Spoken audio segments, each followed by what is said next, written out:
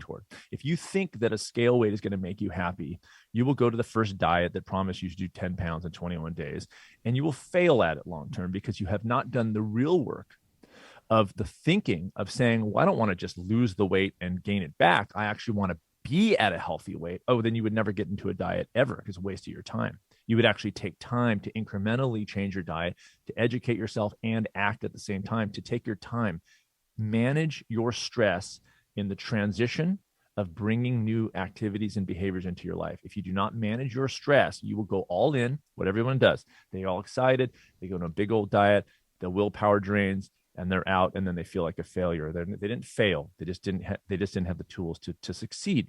So mind first, body second. Don't change your diet yet. Figure out what you really want. Figure how you really want to be as a parent, as a husband, a spouse, a wife, whatever, a coworker, a friend. Who are you? My second book is called Raising Healthy Parents. It's a parenting book selling the idea that parents need to take care of themselves. Because as your good intentions about how to communicate with your children may be amazing, but if you're irritable and in a bad mood and out of shape and feeling unfulfilled in your life, you won't talk that way to your kid. Yeah. You have to be selfish. You have to take care of yourself as part of your life so that you can then behave the way you want to. So this is all thinking stuff. This is the stuff people don't want to do. They go, Sid, just tell me what to eat. I'm not going to do that. We won't talk about food for 6 weeks. We're going to talk about your ideals and teach you a system that enables you to not take on too much too soon, but also not to take on too little, to know how to do it yourself. I call it awareness-based habit change. That's my core strategy. Awareness-based. They are in charge the entire way of managing how much they're taking on at any given time so that they are setting themselves up for long-term success.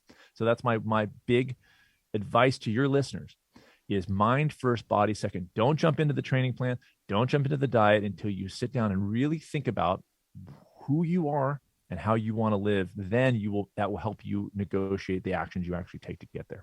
I love that. When I was 46, I went to the trainer. The gym was called Heart Fit. This is in Glendora, California. It's called Heart Fit. I thought, you know what? I've just had my first baby, waited later in life, and I want to be healthy for these kids. So I went to the trainer and said, I'm in a place where I want to spend the time here necessary to be healthy. So when these kids want to play and run around and I want to throw them up in the air, I want to be healthy for them. And what's crazy about the process, and I'm kind of listening to what you're saying, I think I did it inadvertently. I had the mental strength to go in and do it for the right reasons. I wanted to be a good parent. Let me get healthy, and let me start to exercise and be there for my kids. What that ultimately led to, as I had suggested earlier on the call, is that I became number 3 in the world for Spartan racers, men over 50, right? That was a product of my desire to be healthy for my kids. Sure, I just allowed my training to progress to that level, which of course nobody else has to do that. But, I was having a good time in the process. But it's amazing when you change your mentality first, the body will follow afterwards. You're darn right. Yeah. Right. Yeah. I mean, you just happen to love it, and that took you to the competitive Spartan end of things. But I think your heart was in the right place, which is like, this is meaningful. This isn't about a flat stomach. That's a nice side effect, but this is about feeling good in your life. Being a better father because you're setting an example for your kids and having the energy to hang out with them and be with them and be in a good mood around them. This is real stuff. My new book's called 6 Truths. This is one of those truths in there is there's no substitute for hard work, and there never will be. I mean, that's what this is. Until we accept that, we try to cheat and hack and all this kind of stuff. But the boots on the ground thing is you got to bust your butt and identify and define who you are, and then work every day to get there. And it's super satisfying because the payoff's huge.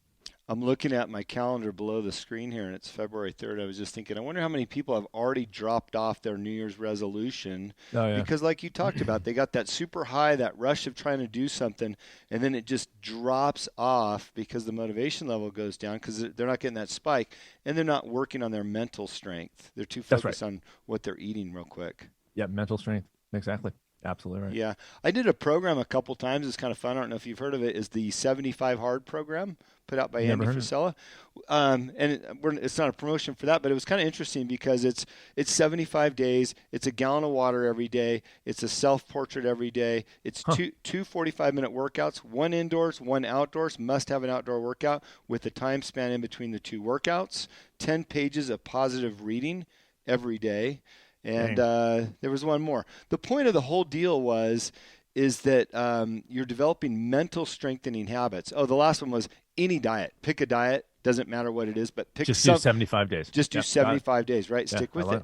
And everybody jumps in that like, oh, I'm going to lose all this weight. I'm going to get strong in this. It has nothing to do with the strength and you're losing weight. It has everything to do with the mental conditioning and your ability to develop habits over 75 days. I like your approach much greater, though, because the way that you're looking at it, it really kind of eases people into this thing so that it's a long-term success. With the 75 hard, people drop off like flies within 10, 20 days, and all of a sudden it's like, okay, I'm going to go back to my normal life. You talk about strengthening your mind and really being in a place to do those things. And for way longer than 75 days. Yeah. I mean, I tell my clients, this is mental toughness training. Sure. It doesn't look like it, but it really, really is, because you are honing your mind to be productive long term, and that's a thinking person's game. Yeah. Again, and I touched on this earlier, just the small steps are so important to the greater picture. And, I talk about building business plans and people want to be entrepreneurs and start a business on the side. I said, look, if you can spend 5 minutes a day towards that business plan, eventually those 5 minutes turn into 10, turn into hours, turn into a business that hopefully you're doing what you want to do. Your health is much like that. And when I first saw your bio and your small steps, I couldn't help but think about, hey, small steps towards better health, better mind strength, and all these other things that you're talking about. Well, I have a client right now who literally is using my approach to start a business. I mean, so people are adopting this similar to what you just said to be more productive, to start businesses, to write novels, also to eat healthy, also to exercise, also to spend more time with their spouses, also to declutter their homes. By not getting overwhelmed by the big gargantuan goal sitting out there, identifying it, but then saying, okay, well, that's where that is. Now, what am I doing today? What is action-based today? What is going to actually get me off the couch and do this thing? I've started clients off with 1 minute of walking around their living room because they haven't exercised in 20 years. I've started clients off with 1 stalk of celery because they've eaten junk food for 30 years. But I've also started clients off with 4-mile walk, depending on where they're at and what their small step is for them. It's not a fixed in the world amount. It's what is not stressful too much to them. So it differs by client, but that's what I'm teaching them to identify for themselves, so they don't need me long term. They can use the system long term. Let me ask you a left-sided question. It relates to somebody that I know. How about people that are on medications, chronic medications?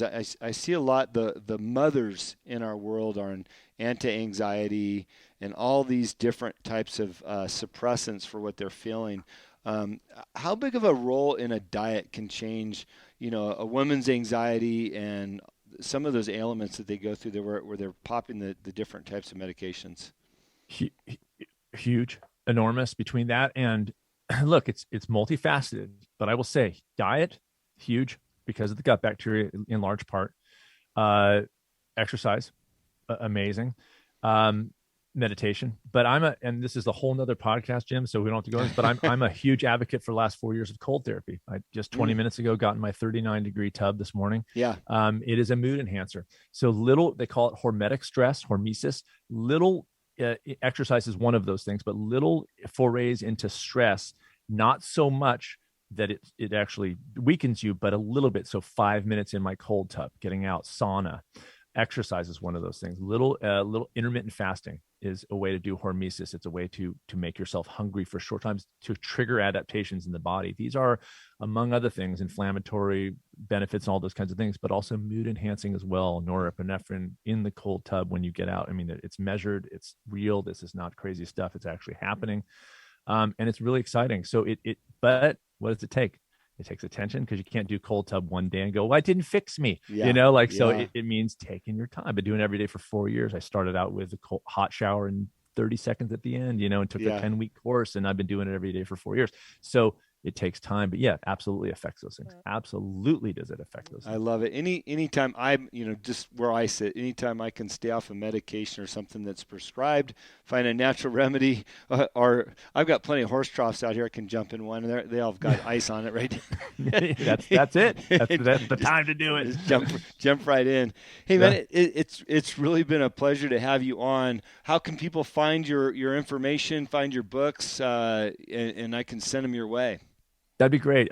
Three places, main places. SidGarzaHillman.com. That's my main site. And you can, and then I have a YouTube channel, but you can get through everything through that site. My books, you can get to my books and all those kinds of things. They're in stores and on Amazon and everything else. Anyways, SidGarzaHillman.com, smallsteppers.com, which is my online program. There's a free 6-part video series so people can kind of check out what I'm doing. And then if they want to sign up for the program, they can. And then Small Step Intensive for people who want a one-on-one. Yeah. And it is for one-on-one, like for real, but Small Step Intensive. Those are the 3 places to find me. You know, I record a lot of these shows, and some are more valuable than others to our listeners. This is definitely one of those valuable lesson days.